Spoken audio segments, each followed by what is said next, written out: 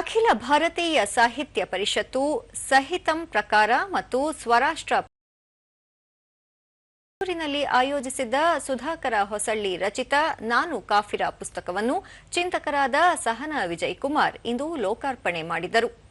ಈ ವೇಳೆ ಆದಿಚುಂಚನಗಿರಿ ಶಾಖಾ ಮಠದ ಸೋಮೇಶ್ವರನಾಥ ಸ್ವಾಮೀಜಿ, ರಾಷ್ಟ್ರೀಯ ಸ್ವಯಂ ಸೇವಾ ಸಂಘದ ನಿಕಟಪೂರ್ವ ಸಂಚಾಲಕ ಮಾ ವೆಂಕಟೇಶ್, ಪುಸ್ತಕದ ಕರ್ತೃ ಸುಧಾಕರ್ ಹೊಸಳ್ಳಿ ಉಪಸ್ಥಿತರಿದ್ದರು.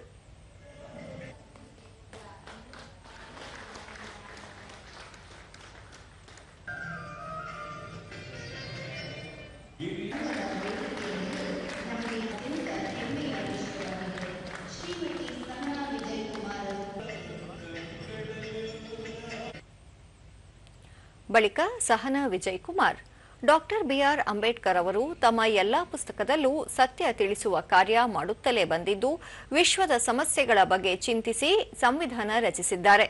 ಅಂತಹ ಸಂವಿಧಾನದ ಬಗ್ಗೆ ಜನರಲ್ಲಿ ಹೆಚ್ಚು ಅರಿವು ಮೂಡಿಸುವುದು ಅಗತ್ಯ ಎಂದರು.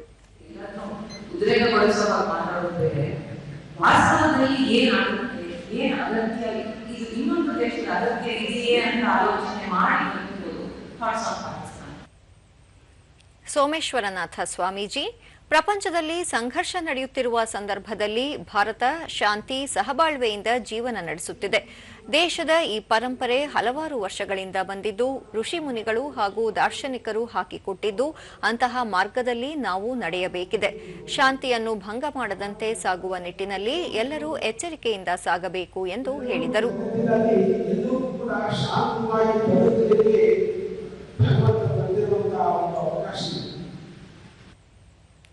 ಸುಧಾಕರ್ ಹೊಸಳ್ಳಿ, ಈ ಪುಸ್ತಕದಲ್ಲಿ ಅಂತಃಕರಣದ ಭಾವ ಜಾಗೃತ ಆಗುವ ಅಂಶಗಳಿದ್ದು, ಎಲ್ಲಾ ಕಾಲಕ್ಕೂ ಹಿಂದುತ್ವದ ಒಳಗೆ ತನ್ನನ್ನು ತಾನು ಜಾಗೃತಗೊಳಿಸಿಕೊಳ್ಳುವ ಜ್ಯೋತಿ ಇದೆ.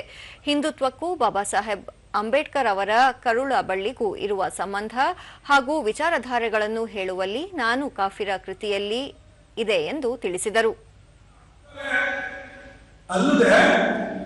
ಅಂತಃಕರಣದ ಭಾವ ಜಾಗೃತವಾಗಬೇಕಾದಂತ ಒಂದು ಸತ್ವ ಇದೆ.